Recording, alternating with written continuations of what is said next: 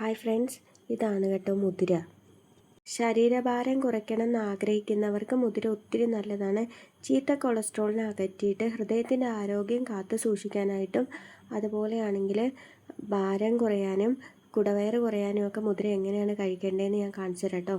നമ്മൾ ഒരു വലിയ സ്പൂണിൽ 1 സ്പൂൺ അളവിൽ മുതിര എടുക്കുക. 2 ഗ്ലാസ് വെള്ളം ഒഴിച്ചിട്ട് നന്നായിട്ട് തിളപ്പിക്കുക കേട്ടോ. തിള വന്നതിന് ശേഷം നമുക്കിതിൻ്റെ ഫ്ലെയിം ഓഫ് ചെയ്യാം. ഫ്ലെയിം ഓഫ് ചെയ്തിട്ട് നമുക്ക് ഒരു 5 മിനിറ്റ് വെച്ചേക്കുക. എന്നിട്ട് നമുക്കിത് അരിച്ചെടുത്ത് കുടിക്കാവുന്നതാണ്. രാവിലെ വെറും വയറ്റിൽ കുടിക്കണം. 21 ദിവസം അടുപ്പിച്ചൊക്കെ കുടിക്കണം. ഇതിനോടൊപ്പം എക്സസൈസ് കൂടി ചെയ്താൽ മാത്രമേ റിസൾട്ട് കിട്ടത്തുള്ളൂ. വെറുതെ കുറച്ച് വെള്ളം കുടിച്ചതുകൊണ്ട് അങ്ങ് റിസൾട്ട് കിട്ടത്തില്ല. അപ്പം ഭക്ഷണവും കൺട്രോൾ ചെയ്യണം. അതുപോലെ ചെറിയ രീതിയിലൊക്കെ എക്സസൈസ് കൂടി ചെയ്ത് കൊടുക്കാൻ നല്ല റിസൾട്ടായിരിക്കും.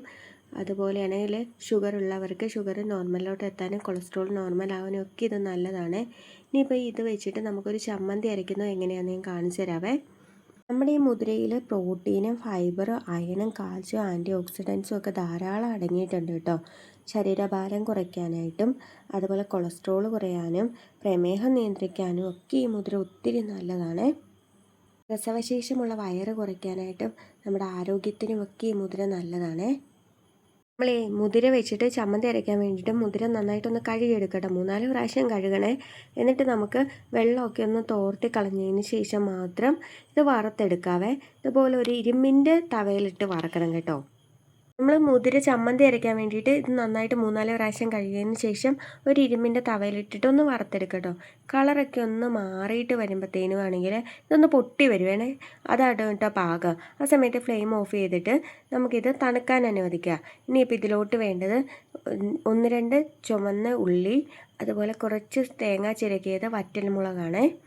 ഇനി ആവശ്യത്തിന് പുളി കൂടി എടുക്കുക. ഉപ്പ് വേണേ. നമ്മളാണെങ്കിൽ ഇത് കണ്ടോ, ഒരു 1/2 സ്പൂൺ അളവിൽ വെളിച്ചെണ്ണ എടുത്തിട്ട് നമ്മൾ ആദ്യം വറ്റൽമുളക് ഒന്ന് മൂപ്പിച്ചെടുക്കുക കേട്ടോ. കറിവേപ്പില ചേർത്ത് കൊടുക്കാൻ ഞാൻ എടുത്തില്ലെന്നേ ഉള്ളൂ. കറിവേപ്പില ഇട്ടാൽ കുറച്ചുകൂടി ടേസ്റ്റി ആയിരിക്കും.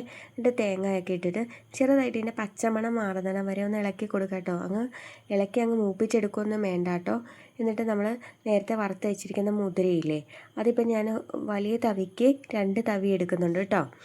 ഇനി നമുക്ക് ആദ്യം മുതിര ഒന്ന് പൊടിച്ചെടുക്കാം കേട്ടോ. ഈ സമയത്ത് നിങ്ങൾക്ക് വേണമെങ്കിൽ ഉപ്പിട്ട് കൊടുക്കുക, അല്ലെങ്കിൽ തേങ്ങ അരയ്ക്കുന്ന സമയത്ത് ഉപ്പിട്ട് കൊടുത്താലും മതിയേ. മുതിര ഒന്ന് പൊടിച്ചതിന് ശേഷം നമ്മൾ നേരത്തെ വാട്ടി വെച്ചിരിക്കുന്ന തേങ്ങയും മുളകൊക്കെ ഇല്ലേ, അതെല്ലാം കൂടി ഇട്ട് കൊടുക്കുക. ഞാനൊരു പൊടിയോളം വെള്ളം ഒഴിച്ച് കൊടുക്കുന്നുണ്ട്, വേണമെന്നില്ല കേട്ടോ. ഞാൻ കുറച്ച് ഇന്ദുപ്പാണ് ഇട്ട് കൊടുക്കുന്നത്. നിങ്ങൾക്ക് സാധാരണ ഉപ്പ് വേണമെങ്കിൽ ഇട്ട് കൊടുക്കുക, അല്ല ഉപ്പ് കല്ല് ഇട്ടാലും മതിയേ. ഇനിയിപ്പം പുളി ആവശ്യത്തിന് ഇട്ട് കൊടുക്കുന്നുണ്ട്. ഇനി നമുക്കൊന്ന് അടിച്ചെടുക്കാം കേട്ടോ. അതുകൊണ്ട് നമ്മുടെ ചമ്മന്തി റെഡി ആയിട്ടുണ്ട്. ഇനി നമുക്കിത് ഉരുട്ടിയെടുത്താൽ മതി കേട്ടോ. ചോറിൻ്റെ ഒപ്പം കഴിക്കാനൊക്കെ നല്ല അടിപൊളിയാണ്. മുതിര ചമ്മന്തിയാണെന്നൊന്നും പറയത്തില്ല, നല്ല ടേസ്റ്റ് ഉണ്ട്. നിങ്ങളൊന്ന് ട്രൈ ചെയ്ത് നോക്കുക. നിങ്ങൾക്ക് ഈ ഒരു ചമ്മന്തി ഇഷ്ടപ്പെട്ടാൽ ലൈക്ക് ചെയ്യാനും കമൻറ്റ് ചെയ്യാനും മറക്കല്ലേ. ബൈ.